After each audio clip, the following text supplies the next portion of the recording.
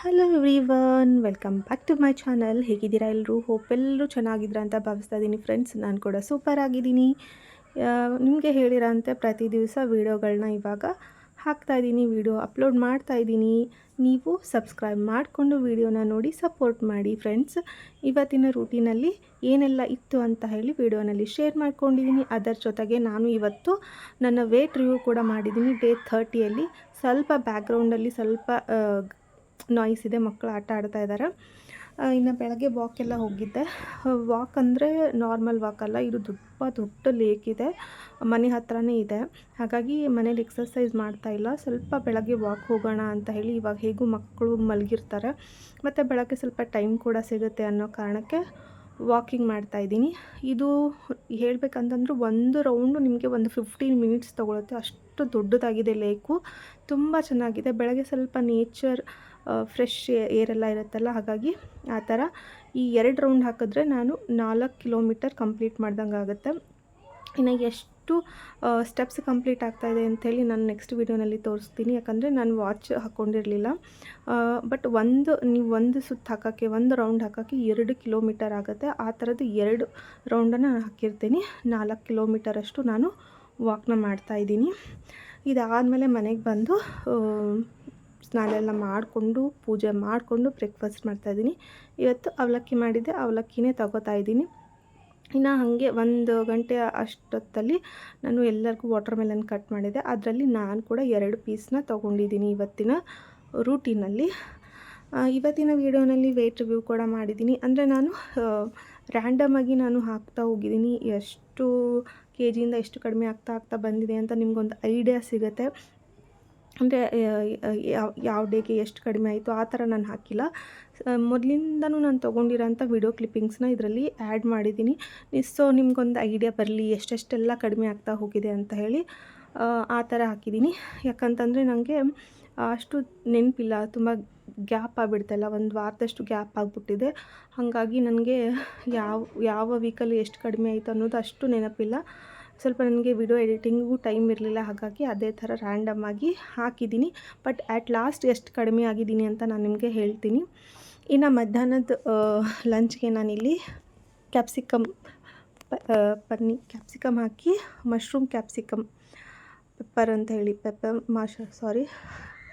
ಅದನ್ನು ಮಾಡ್ಕೊಂಡಿದ್ದೆ. ಇನ್ನು ನಾನು ಟ್ರೈಪಾಡ್ನ ಇಟ್ಕೊಂಡು ಪ್ರಾಪರಾಗಿ ಏನು ವೀಡಿಯೋಸ್ ಮಾಡ್ತಾಯಿಲ್ಲ. ಇವಾಗ ವೀಡಿಯೋಗ್ರಾಫರ್ ಬಂದುಬಿಟ್ಟು ನನ್ನ ಮಗ ಆಗಿಬಿಟ್ಟಿದ್ದಾನೆ. ಅವ್ನಿಗೊಂದು ಸ್ವಲ್ಪ ಕೊಟ್ಟು ವೀಡಿಯೋನ ತೆಗೆದುಕೊಡು ಅಂತ ಹೇಳಿ ರಿಕ್ವೆಸ್ಟ್ ಮಾಡಿ ವೀಡಿಯೋಗಳನ್ನ ತಗೋತಾಯಿದ್ದೀನಿ. ಹಾಗಾಗಿ ಸ್ವಲ್ಪ ಕ್ಲಾರಿಟಿ ಅನ್ನೋದಿಲ್ಲ, ಇನ್ನು ಪ್ರಾಪರಾಗಿ ಕೂಡ ಇಲ್ಲ. ಅದರ ಜೊತೆಗೆ ಅವಕಾಡೋ ಚಟ್ನಿ ಕೂಡ ಮಾಡ್ಕೊಂಡಿದ್ದೆ. ಮಧ್ಯಾಹ್ನಕ್ಕೆ ಚಪಾತಿ ಮಾಡ್ಕೊಂಡಿದ್ದೀನಿ, ಅದನ್ನೇ ಇವತ್ತು ಲಂಚ್ಗೆ ತಗೊಂಡಿದ್ದೀನಿ. ನನಗೆ ಗೊತ್ತಿಲ್ಲ, ನಾನು ಲಾಸ್ಟ್ ವೀಕ್ ವೀಡಿಯೋಗಳು ಹಾಕಿರಲಿಲ್ಲ. ನಾನು ಹೇಳ್ದಂಗೆ ಡಯಟ್ ಎಲ್ಲ ಚೆನ್ನಾಗಿ ಮಾಡಿರಲಿಲ್ಲ, ಆದರೂ ಕೂಡ ನಂದು ವೆಯ್ಟ್ ಲಾಸ್ ಆಗಿದೆ.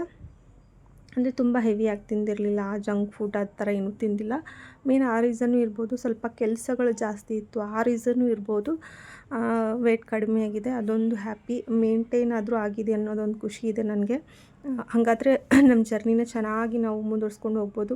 ವೆಯ್ಟ್ ಜಾಸ್ತಿ ಆಗಿಬಿಟ್ರೆ ಆ ಒಂದು ಹುರುಪು ಹೋಗಿಬಿಡುತ್ತೆ ಮತ್ತು ಮಾಡೋಕ್ಕೆ. ಹಾಗಾಗಿ ಖುಷಿ ಇದೆ ನನಗೆ ವೆಯ್ಟ್ ಲಾಸ್ ಆಗಿರೋದು. ಇನ್ನು ಮಧ್ಯಾಹ್ನಕ್ಕೆ 2 ಚಪಾತಿ, ಮಶ್ರೂಮ್ ಪಲ್ಯ ಮತ್ತು ಈ ಅವಕಾಡೋ ಚಟ್ನಿನ ನಾನು ಮಧ್ಯಾಹ್ನಕ್ಕೆ ತೊಗೊಂಡಿದ್ದೀನಿ.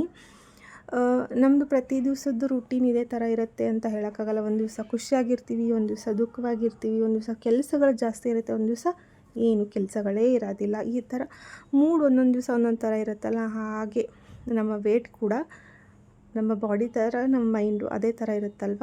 ಒಂದು ದಿವಸ ಜಾಸ್ತಿ ತೋರಿಸುತ್ತೆ, ಒಂದು ದಿವಸ ಕಡಿಮೆ ತೋರಿಸುತ್ತೆ, ಹೀಗೆ ಹೋಗ್ತಾ ಇರುತ್ತೆ. ಬಟ್ ಅದ್ರ ಬಗ್ಗೆ ತಲೆ ಕೆಡಿಸ್ಕೊಳ್ದೆ ನಾವು ನಾರ್ಮಲಾಗಿ ಏನು ಮಾಡ್ತಾಯಿದ್ದೀವಿ ಸ್ವಲ್ಪ ಅದನ್ನು ಕಡೆ ಕಾನ್ಸಂಟ್ರೇಟ್ ಮಾಡಿ ನಾವು ಮಾಡ್ತಾ ಹೋಗಬೇಕು. ಇನ್ನು ನೈಟ್ ಡಿನ್ನರ್ಗೆ ನನಗೆ ಏನು ಮಾಡಬೇಕು ಕನ್ಫ್ಯೂಷನ್ ಆಗಿತ್ತು. ಹಾಗಾಗಿ ರವೆ ದೋಸೆ ಮಾಡ್ಕೊಳ್ಳೋಣ ಅಂಥೇಳಿ ರವೆ ದೋಸೆ ಜೊತೆಗೆ ಚಟ್ನಿ ಮಾಡ್ಕೊಂಡಿದ್ದೀನಿ. ರವೆ ದೋಸೆ ಸಿಂಪಲ್ಲಾಗಿ ರವೆನ ಮೊಸರಲ್ಲಿ ನೆನೆ ಹಾಕಿ ಅದಕ್ಕೆ ಒಂದು ಸ್ವಲ್ಪ ನೆನೆಸಿರೋಂಥ ಅವಲಕ್ಕಿನ ಗ್ರೈಂಡ್ ಮಾಡಿಕೊಂಡು ರವೆ ದೋಸೆನ ಮಾಡ್ಕೊಂಡಿದ್ದೀನಿ. ತುಂಬ ಚೆನ್ನಾಗಿ ಬಂದಿತ್ತು, ಹೋಟೆಲ್ ಥರಾನೇ ಸೇಮ್, ಅಷ್ಟು ಕ್ರಿಸ್ಪಿಯಾಗಿ ಬಂದಿತ್ತು. ಟೇಸ್ಟು ತುಂಬ ಚೆನ್ನಾಗಿತ್ತು, ಚಟ್ನಿನೂ ತುಂಬ ರುಚಿಯಾಗಿತ್ತು. ಈ ಥರದ್ದು 2 ದೋಸೆನ ನಾನು ತೊಗೊಂಡಿದ್ದೀನಿ ಫ್ರೆಂಡ್ಸ್. ನಾನೇನು ಹೇಳೋದಂದರೆ, ಇವಾಗ ನಾನೇನು ತೊಗೋತೀನಿ ಅದನ್ನೇ ನೀವು ತೊಗೋಬೇಕಂತ ಏನೂ ಇಲ್ಲ. ಏನಿದೆ ನೀವೇನು ಮಾಡಿರ್ತೀರ ಅದನ್ನೇ ತೊಗೊಳ್ಳಿ. ಸ್ವಲ್ಪ ಅದರಲ್ಲಿ ಬ್ಯಾಲೆನ್ಸ್ ಮಾಡಿ ತೊಗೊಳ್ಳಿ. ಅದ್ರ ಜೊತೆಗೆ ಇವಾಗ ಸಮ್ಮರ್ ಇರೋದ್ರಿಂದ ಜಾಸ್ತಿ ನೀರು ಕುಡೀರಿ, ಹಸಿವಾಗೋದಿಲ್ಲ. ಅದರ ಜೊತೆಗೆ ಸ್ವಲ್ಪ ನಿಮ್ಗೆ ಆದರೆ ವರ್ಕೌಟು, ಇಲ್ಲ ಅಂತಂದರೆ ಈ ಥರ ವಾಕಿಂಗ್ ಎಲ್ಲ ಮಾಡಿಕೊಂಡ್ರೆ ಆರಾಮವಾಗಿ ವೆಯ್ಟ್ ಲಾಸ್ ಆಗ್ಬೋದು. ಸಡನ್ನಾಗಿ ಒಂದೇ ತಿಂಗಳಿಗೆ ನೀವು 7-8 kgನ ಕಡಿಮೆ ಮಾಡೋಕ್ಕೆ ಹೋಗಬೇಡಿ. ನಿಧಾನವಾಗಿ 3-4 kg ಹೆಲ್ದಿ ವೆಯ್ಟ್ ಲಾಸ್ ಅಂತ ಹೇಳ್ಬೋದು. ಅಷ್ಟು ಕಡಿಮೆ ಆದರೆ ಸಾಕು. ನೀವು ಓವರ್ ವೇಟ್ ಇದ್ದರೆ ಒಂದು 4-5 ಮಂತ್ಸ್ ತೊಗೊಳುತ್ತೆ, ಒಂದು 6 ಮಂತೇ ತೊಗೊಂಡ್ರೂ ಪರವಾಗಿಲ್ಲ. ನಿಧಾನವಾಗಿ ಮಾಡ್ತಾ ಹೋಗಿ. ಸಡನ್ನಾಗಿ ಒಂದೇ ಸಲಕ್ಕೆ ನೀವು ಊಟ ಎಲ್ಲ ಬಿಟ್ಬಿಟ್ಟು ಆ ಥರ ಎಲ್ಲ ಟ್ರೈ ಮಾಡೋಕ್ಕೆ ಹೋಗಬೇಡಿ. ಅದು ಲಾಂಗ್ ಟರ್ಮ್ಗೆ ಅದು ನಿಮಗೆ ವರ್ಕೌಟ್ ಆಗೋದಿಲ್ಲ. ಹಾಗಾಗಿ ಹೇಳ್ತಾ ಇರೋದು, ನೀವು ಇವಾಗ ನನ್ನ ನೋಡ್ತಾ ಇರ್ಬೋದು. ಇವಾಗ 30 ಡೇಸ್ ಆದರೂ ನಾನು ನಾರ್ಮಲ್ ಊಟನೇ ಮಾಡ್ಕೋತಾ ಇದ್ದೀನಿ. ಅದರಲ್ಲಿ ಸ್ವಲ್ಪ ಮಾಡ್ರೇಟ್ ಮಾಡಿಕೊಂಡು ತಿಂತಾಯಿದ್ದೀನಿ ಹೊರತು ತುಂಬ ಊಟನೇ ಬಿಟ್ಟು ಏನೂ ಮಾಡ್ತಾಯಿಲ್ಲ ಅಲ್ವಾ, ಅದೇ ಥರನೇ. ಇನ್ನು ಇವತ್ತಿನ ವೇಟ್ನ ನೋಡೋಣ ಬನ್ನಿ. ಅಂದರೆ ನಾನು ಫಸ್ಟ್ ಡೇಯಿಂದ ತೊಗೊಂಡಿರೋಂಥ ಕ್ಲಿಪ್ಪಿಂಗ್ಸ್ನ ಹಾಕ್ತಾ ಬಂದಿದ್ದೀನಿ. ನಂದು ಫಸ್ಟಿಗೆ ಬಂದು 79 ಇತ್ತು. ಆ ಕ್ಲಿಪ್ಪಿಂಗ್ ಮಿಸ್ ಆಗಿದೆ. 79 ಪಾಯಿಂಟ್ ಮೇಲೆ ಸಮಥಿಂಗ್ ಇತ್ತು. ಅದಾದಮೇಲೆ ಮತ್ತೆ ಕಡಿಮೆ ಆಗ್ತಾ ಬಂತು. ನಾನು 7 ಡೇಸ್ 8 ಡೇಸ್ಗೆಲ್ಲ ವೇಟ್ ರಿವ್ಯೂ ಮಾಡ್ತಾಯಿದ್ನಲ್ಲ, ಅವಾಗ ನೋಡ್ಬೋದು. ಅದಾದಮೇಲೆ ನೋಡಿ 78.30 ಆಯಿತು. ಮತ್ತೆ ನೋಡಿಕೊಂಡಾಗ ಮತ್ತೆ ಒಂದು ಸ್ವಲ್ಪ ಕಡಿಮೆ ಆಗಿತ್ತು. ಇವಾಗಿನ ವೇಟ್ ನೋಡಿ 78 30 ಗ್ರಾಮಲ್ಲಿ ಹೋಯಿತು. ಅದಾದಮೇಲೆ ಮತ್ತೆ ನಾನು ಎಲ್ಲನೂ ರ್ಯಾಂಡಮಾಗಿ ಹಾಕಿದ್ದೀನಿ. ಯಾವ ಡೇಗೆ ಅಂತ ನನಗೆ ಅಷ್ಟು ನೆನಪಿಲ್ಲ. ನೋಡಿ, ನಾನು ವೇಟ್ ನೋಡ್ಕೊಂಡಾಗ ಎಷ್ಟು ಕಡಿಮೆ ಆಗ್ತಾಯಿತ್ತು ಅನ್ನೋದನ್ನು, ಅಂದರೆ ವೇಟಲ್ಲಿ ಎಷ್ಟು ಫ್ಲಕ್ಚುವೇಟ್ ಆಗುತ್ತೆ ಅನ್ನೋದ್ರ ನಿಮಗೆ ಗೊತ್ತಾಗಲಿ ಅನ್ನೋ ಕಾರಣಕ್ಕೆ ಈ ಥರ ಇವತ್ತು ಎಲ್ಲನೂ ಆ್ಯಡ್ ಮಾಡಿದ್ದೀನಿ. ನೋಡಿ 77.40, 79 ಇರೋದು ಅಷ್ಟು ಬಂತು.